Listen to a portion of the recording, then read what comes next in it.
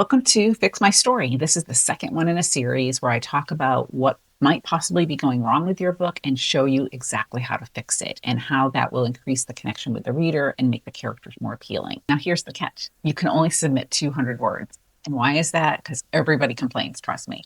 It's because every single word in your book must count. It must move the plot forward. When you look at the last book you picked up, for instance, the last one I read was this one by my friend Joanne Rock, The Last Book Club. You look at the cover. This is a great cover. But then you either look at the back cover, or if you're like me, you go straight to the words. And within 200 words, you're either going to buy this book or you're not. And that's why those words are so important. The story that we're talking about this week is a women's fiction story with a really lovely premise. It's the story of the lives we build between a first hello and a last goodbye, as Jenny described it. And she's got two main characters, Olivia and Doris. Olivia is dreaming of creating stability and opportunity for herself and the children that she works with. And Doris is an elderly widow who is just kind of trying to find her life after losing her husband. Now, when I read the plot overview, Jenny, I thought that you were going to start with Olivia because she's the first named character in your plot overview. Doesn't mean you can't. But I think my expectation was that you were going to start with Olivia. And I actually went into this thinking this was Olivia. Then I did the math when the story opens and realized it was Doris. So it's still a great opening, but I want to show you how to take it to something that will really connect the reader with Doris. So it's 1959. Doris is having a memory. I was 14, living in Mississippi with my parents, and a question I couldn't shake hung over me. This line that Jenny has here is just brilliant. I love it. What would it be like to watch everyone you love get taken away one by one, like flowers being pulled from their roots? It's beautiful. I love it. I love the imagery of the flowers being pulled out. I love the whole way that leaves a big hole in the ground. I love everything about that line. It's really, really great. Then she moves on to talking about a neighbor who lost her husband. And what I think Jenny's trying to do here is set this up for Doris talking about losing her husband, which I think is great and fine. But there's a way to work it in with a little bit more action and a little bit more connection for the reader and a little bit more connection to Olivia when she comes on board. What you're doing great, Jenny, is that connection with the past, with the emotion, with that amazing, powerful line that would make me stop and say, okay, I need to read this. Doris also seems like a really sweet character, and I do want to get to know her better. And there's a hint of the women's fiction plot because we can kind of see that Doris feels a tiny bit adrift when you start talking about Mrs. Wilson. But, and there's always a but, right? That's why you submitted to Fix My Story. We're not caring about the character right this minute. We're stuck in 1959 for a little too long, I think, only because this is the beginning of the chapter with Doris. And we really, really, really need to set up who Doris is. We can feel the emotion, but what's at stake right now? What is going on in Doris's ordinary world that makes us care right now? So bear with me. What I think you need to do is add another character to the book. I know that sounds like a lot, and it is. Sorry. But if you add another character to the book that ties Doris and Olivia together even more, you're going to have this bridge between Olivia's goal, which you talked about, that I loved, about helping these kids out of poverty and things like that, and what is going on with Doris. So let's put Doris in a setting where she is forced to interact with kids that she doesn't want to interact with, so that we can show that she's feeling like a cranky old widow who just wants to be left alone, and then give you something to create action and emotion. Let me show you just in these 200 words. Now, that first paragraph I loved. I just tweaked one of the sentences just a little bit just to make it clearer and to make it a little bit more parallel construction, and then left you with that question that you had in there that I loved. But I took out mom right there, because we want to kind of tie it into the present day pretty quickly. So in the decade since that moment, I'd thought about that day 1,000 times. I watched other people lose the ones they loved, left lost and adrift, and wondered when that day would come for me. What that line has done there is set up a little bit of intrigue. Has that day come for her? Should we care right now? Now I'm tying the present day to the past. Miss Doris, a little voice began, hesitant and unsure. And we want her to be this kind of cranky widow who doesn't really want to deal with the world, so we can show what has happened to her rather than tell it. I glanced over at the little girl, one of dozens who filled the library on Tuesdays when the foster center brought them in for a story time. Now, if you're thinking, foster center, why is it a foster center?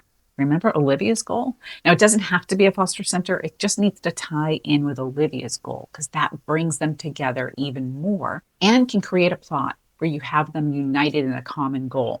I think her name was Emma and she was 6, but to be honest, I didn't pay that much attention. So right now we're seeing she doesn't care because she's busy grieving. I just wanted the kids to quiet down, leave me alone. But then she rethinks it. That was harsh. I could hear it when it came out of my mouth. Emma's eyes widened because remember, its character takes an action, there's a reaction.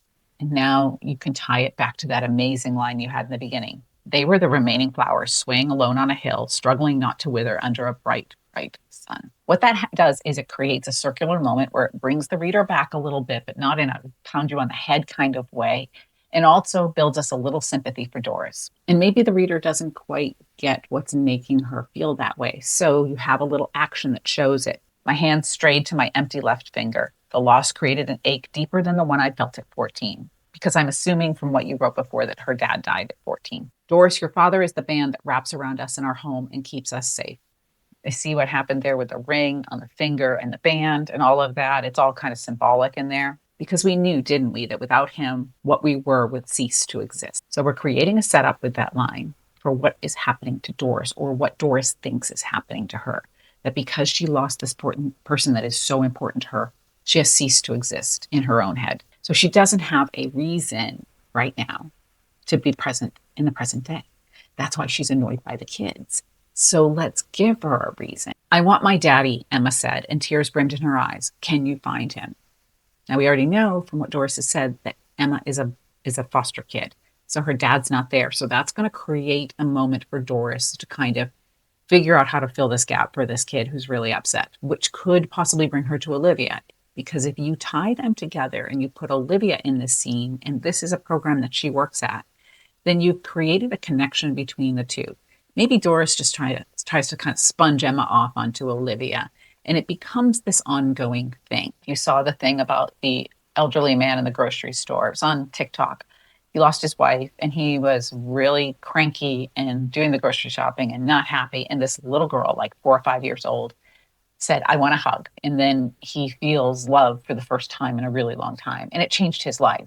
And then later they show a video of her like sobbing at his funeral. And that just makes me all emotional right there. But the reason why that video did so well on TikTok, et cetera, and why it makes me emotional right now is that I can relate as a reader, as a viewer to this elderly gentleman who was really lonely and this little girl who's just being like a little girl. And so if you can use a kid that bridges between Olivia's plot and Doris's plot, you created 1,000 times more emotion and stakes. And as Emma struggles or Emma kind of falls off the radar of the foster system or something happens, you've got like a common mission for them to fight for too. Now, I'm not saying you absolutely have to add a little kid in there, but that could make such a huge plot tie-in. It could change everything. Now, let's say you don't want to do that, which is totally fine. This is just me throwing an idea at you.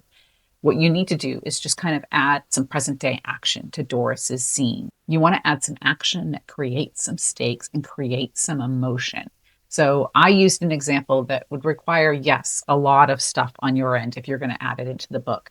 So you don't have to do it, but it's to show you how you can add an action in there and then show exactly what Doris is going through and also set up a plot line that gets the reader even more invested. It's all kind of just out there as an idea for you, not a must do. Like I said, I do think you have a lovely concept there. And I loved that line about the flowers being ripped out by the roots. And I think that you have something that can start there onto something really great. Just think it needs a little more action and stakes on that first page just to get us to really care about Doris and not get overwhelmed by the sadness of her story.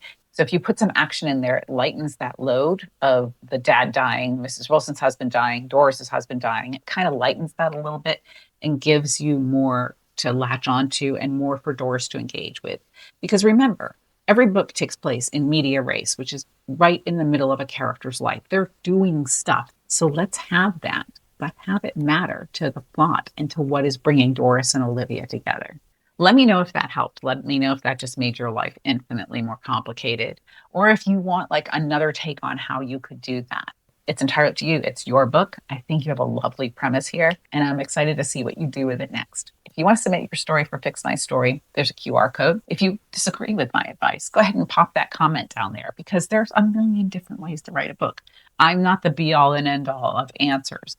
So let me know what you think about this, what you thought about Jenny's passage here and how you would fix this. Or if you're struggling and you have a question, ask it because I've probably done a video on it. And I will see you guys on the other side of the page.